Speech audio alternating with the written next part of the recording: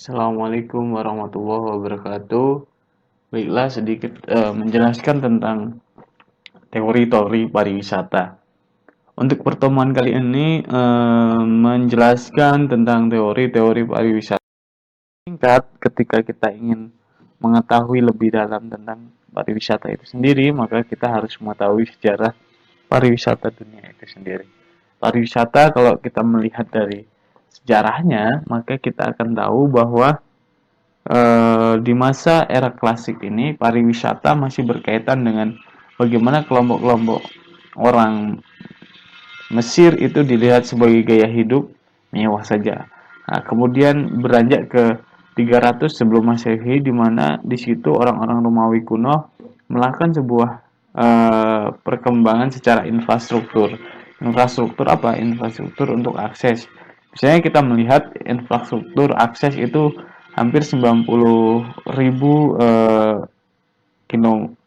kilometer sudah dibangun, dan 200.000 kilometer itu jalan-jalan pedesaan yang digunakan untuk melakukan sebuah perjalanan. Perjalanan itu adalah perjalanan secara privat. Kemudian di masa abad pertama kita melihat adanya orang-orang Romawi itu mulai bepergian ke daerah-daerah pantai atau daerah-daerah yang berkaitan dengan pantai, yang dimana di situ sudah berkaitan dengan pantai-pantai yang secara langsung bisa kita kunjungi di Mesir dan Yunani waktu itu. Terus di masa abad ke-12 itu mulai ada model perjalanan keseragaman kelompok, baik kelompok sendiri maupun kelompok secara masif. Misalnya kita melihat bahwa perjalanan ini berupa misalnya berziarah atau melakukan kunjungan ke lokasi-lokasi berupa kelompok pembelajaran maupun kegiatan-kegiatan yang berkaitan dengan pencapaian sebuah perjalanan wisata.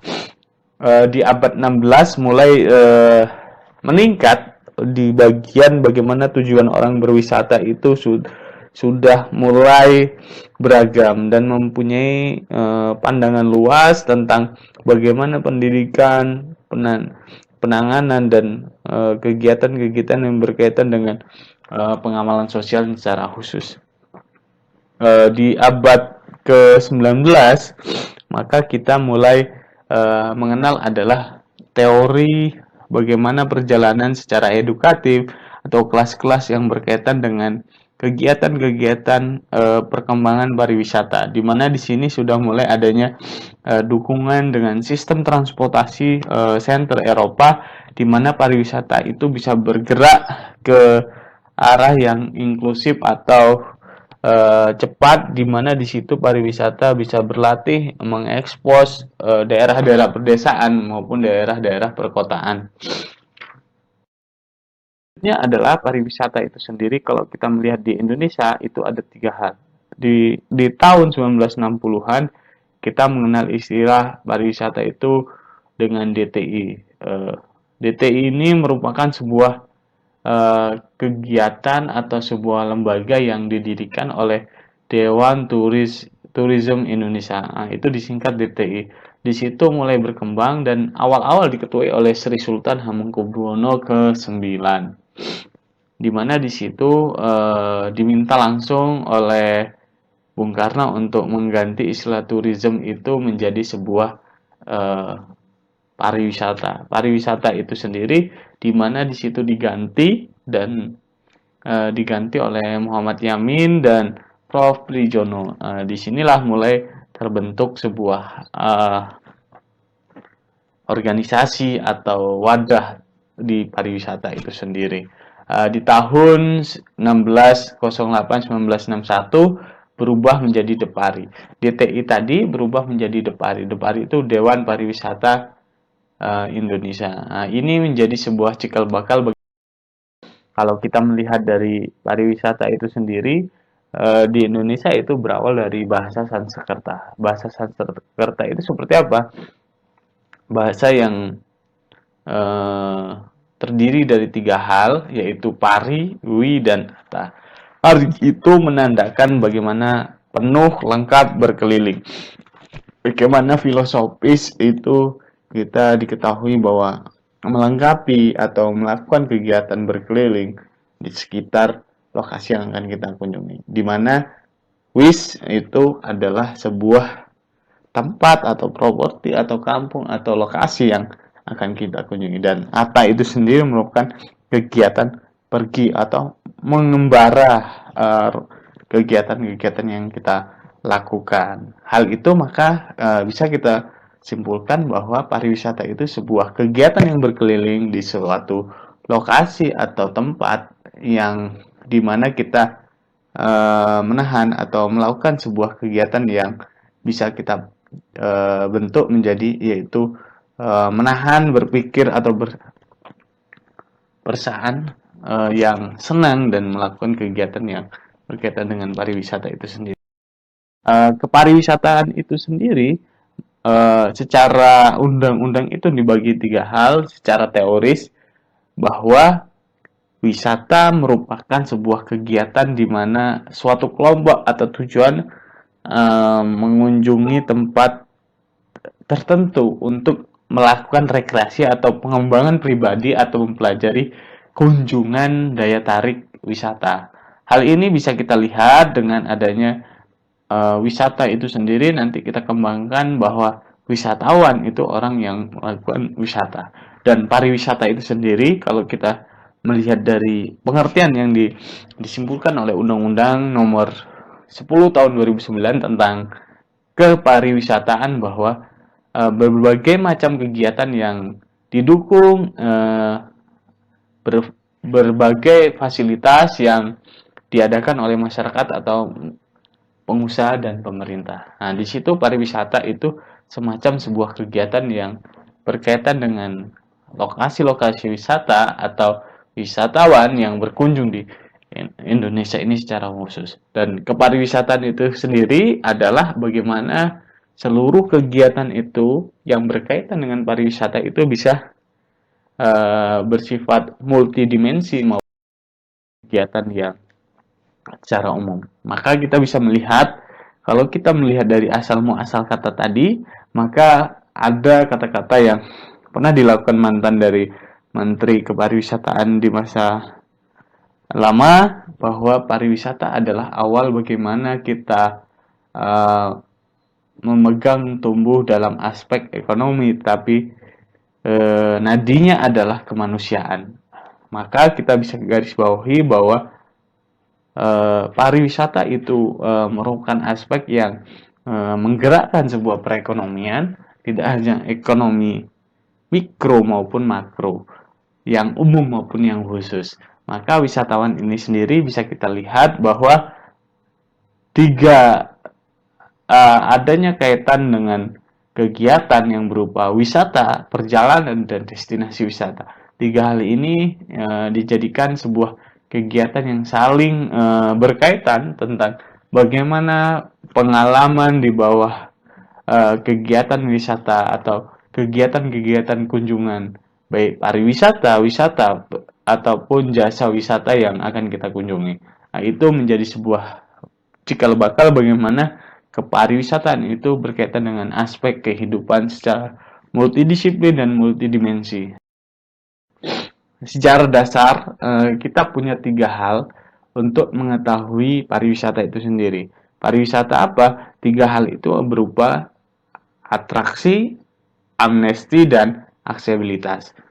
3A ini sering kita sebut dengan 3A. Atraksi ini merupakan sebuah tujuan wisata untuk melakukan perjalanan ke destinasi wisata tertentu. Atraksi itu adalah kegiatan-kegiatan yang menarik atau yang diprogramkan untuk kita berkunjung di sana. Kedua adalah amnesti. Amnesti itu bagaimana mendukung sebuah keperluan untuk kegiatan di kawasan wisata yang akan kita kunjungi. Amnesti ini biasanya berkaitan dengan bagaimana akomodasi, fasilitas hiburan, layanan, dan jasa boga yang akan kita peroleh di lokasi wisata atau lokasi atraksi itu sendiri. Yang ketiga adalah aksesibilitas. Aksesibilitas itu bagaimana kita mampu menuju atau mencapai suatu tempat dengan sarana transportasi yang ada di sana. Maka tiga komponen ini komponen yang mendasar yang harus kita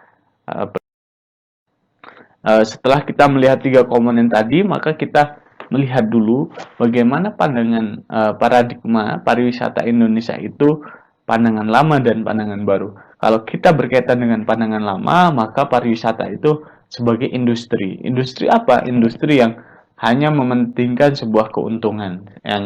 Yang baru adalah bagaimana pariwisata itu bisa mendukung hak asasi manusia. Bagaimana orang itu bebas melakukan sebuah kegiatan-kegiatan yang ada di lokasi wisata. Kedua adalah pariwisata kalau pandangan lama kita bertujuan untuk meningkatkan pertumbuhan ekonomi. Sedangkan yang pandangan terbaru bahwa pariwisata adalah untuk mencapai hidup berkualitas atau kegiatan-kegiatan yang memiliki kualitas yang memadai baik secara ekonomi maupun secara kegiatan yang akan kita lakukan. Ketiga adalah bagaimana fokus dari aspek ekonomi itu hanya meraih keuntungan sebesar-besarnya dengan pengeluaran sekecil-kecilnya.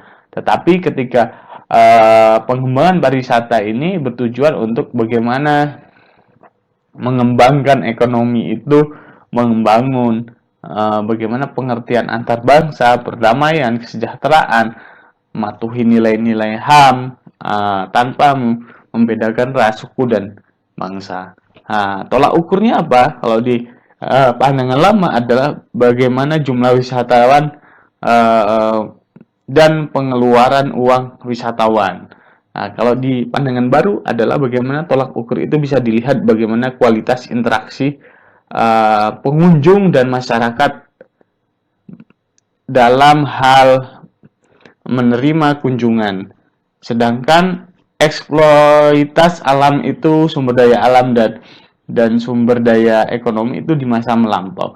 Kalau di masa paradigma baru adalah bagaimana melakukan pelestarian lingkungan dan mengentaskan kemiskinan di sekitar lokasi wisata atau secara berkelanjutan dan maka kita sudah tahu bagaimana paradigma lama, paradigma baru, maka kita harus mengetahui juga komponen yang perlu kita miliki adalah 5 hal. Bagaimana komponen itu berupa A5. A5 itu apa? Atraksi, amnesti, aksesibilitas, average, page, dan aktivitas and reviews. Dimana 5 hal itu bagaimana tadi atraksi itu berkaitan dengan lokasi-lokasi yang akan kita kunjungi. Itu berupa natural, buatan, artifisial, ataupun wisata-wisata budaya atau wisata spesial dengan. Kedua adalah aksesibilitas. Aksesibilitas itu bisa kita contohkan dengan bagaimana sistem transport yang termasuk pada rute, terminal, dan kendaraan-kendaraan yang mudah kita akses. Ketiga adalah amnesti. Amnesti ini berkaitan dengan bagaimana akomodasi tadi berupa catering, boga, kesehatan, dan lain sebagainya. Available pack ini berkaitan dengan paket-paket yang diberikan atau ditawarkan untuk wisatawan atau pelaku utama sebuah wisatawan. Kemudian adalah activity. Activity ini berkaitan dengan bagaimana tersedianya destinasi, apa yang dilakukan selama kunjungan, aktivitasnya apa saja. Dan yang terakhir adalah ancillary service. Ancillary service ini berkaitan dengan pendukung dengan wisatawan berupa telekomunikasi, perbankan, berita, dan rumah sakit yang ada di sekitar pariwisata. Maka 5 hal ini perlu kita pahami dan kita tahu untuk meningkatkan sebuah kunjungan pariwisata. Komponen apa saja yang utama. Di masa pandemi ini ada teori baru di mana lahirnya New Tourism Economy. Bagaimana pandemi ini membuat atau mengobrak-abrik landscape industri ekonomi, di mana di situ harus membuat sebuah ekonomi pariwisata baru atau kita sebut new ekonomi pariwisata. Ada 4 kriteria, di mana di situ harus berkaitan dengan bagaimana higienis, low touch, less cross, dan low mobility. Ini berkaitan bagaimana di masa pandemi ini higienis atau melakukan sebuah low mobility, bagaimana kita mobilitas yang mengurangi mobilitas, di mana potensi ketika kita memperbanyak mobilitas maka akan menjadikan sebuah peningkatan COVID-19 ini. Maka higienisitas itu bagaimana kita mampu melakukan perjalanan itu yang dihindari atau lebih memilih menggunakan transport yang utama seperti transport pribadi. Higienitas itu berkaitan dengan bagaimana kita bisa secara bersih dan mampu melakukan kegiatan-kegiatan tersebut. Kedua adalah less crowd. Less crowd ini berkaitan dengan ketika kerumunan orang kian dihindari, maka keramaian ini mulai dijauhi dari keramaian, dalam artian area terpencil atau area-area yang menjadikan kita lebih aman dalam hal kebersihan. Maka kita melakukan kegiatan-kegiatan itu berupa hal-hal yang berkaitan dengan kesunyian atau keterpencilan menjadi kemewahan baru atau menjadi hal baru untuk teori pariwisata itu sendiri. Maka kemudian wellness dan mindfulnya akan kita cari tengah ketakutan, bagaimana kecemasan mental akibat pandemi itu sendiri. Ketiga adalah low touch. Low touch itu bagaimana kita mengurangi mobilitas secara fisik, karena penularan COVID-19 ini yang masif itu akan bersifat industri pariwisata itu mulai berubah total. Bagaimana yang dulunya itu berkaitan dengan ramai-ramai, sekarang mulai dikurangi dengan low touch atau sedikit mobilitas, sedikit sentuhan, bagaimana kita memiliki sebuah wisata utama baru, di mana kita juga mempunyai solusi digital yang menjadi solusi sementara sekaligus selamanya. Nah, hal ini menjadi penting untuk low touch ini sangat diminimalisir. Yang terakhir ada low mobility. Bagaimana mobilitas kita dengan mengintai atau melakukan sebuah teori adalah CHSE. CHSE itu clean, healthy, safety, and environment. Di mana prioritas ini untuk preferensi utama konsumen untuk menjadi kunci bagaimana industri pariwisata itu tetap berjalan pada higienis ekonomik dan disiplin protokol kesehatan menjadi alat brand paling murah. Nah, di situ maka kita bisa melihat perubahan secara signifikan tentang teori A3 ke teori New Economics. A3 itu adalah attraction, MSD, and accessibility, atau tiga hal yang paling utama kita butuhkan di pariwisata itu sendiri. Natural economy, di mana attraction itu sekarang di pandangan new economy, new tourism economy adalah bagaimana natural eco wellness adventure, di mana di era pandemi ini sajian destinasi itu dan atraksi itu yang menawarkan konsep natural eco wellness adventure atau kita kenal dengan NEWA. NEWA ini adalah lebih diminati dan menjadi mainstream baru di industri pariwisata. Di tahun 2021 ini inovasi NEWA ini akan mulai berkembang, bagaimana perkembangannya cepat dan menangkap pergeseran preferen pariwisata itu sendiri. Kedua itu adalah HLL. HLL tadi adalah bagaimana amnesty itu sendiri adalah hygienist, low touch, low hospitality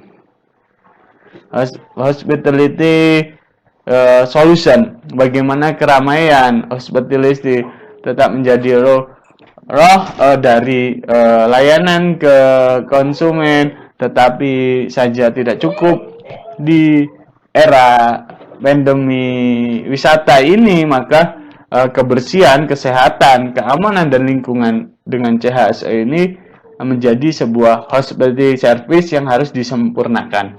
Bagaimana dengan higienis, low touch, less crowd atau HLL, solusi dari bagaimana untuk meningkatkan pelayanan secara maksimal. Ketiga adalah kita melihat akses atau domestic microtourism. Domestic microtourism ini di mana era pandemi ini bergerak dari wisata antara di sekitar kita mulai dibatasi. Maka wisatawan itu yang inbound, outbound pun turun drastis, dan turis domestik menjadi tumpuan, di mana kita hanya akan bergerak dengan low mobility. Preferen wisata bergeser ke arah mikro tourism. Bagaimana jarak dan lama waktu itu bersifat menjadi kian pendek. Maka kita harus menawarkan bagaimana new tourism ini, new economy ini menjadi langkah awal untuk meningkatkan bagaimana perubahan drastis ini menjadi bagian dari adaptasi baru ketika kita melakukan sebuah kegiatan. Mungkin cukup sekian. Kurang lebihnya mohon maaf. Wassalamualaikum warahmatullahi wabarakatuh.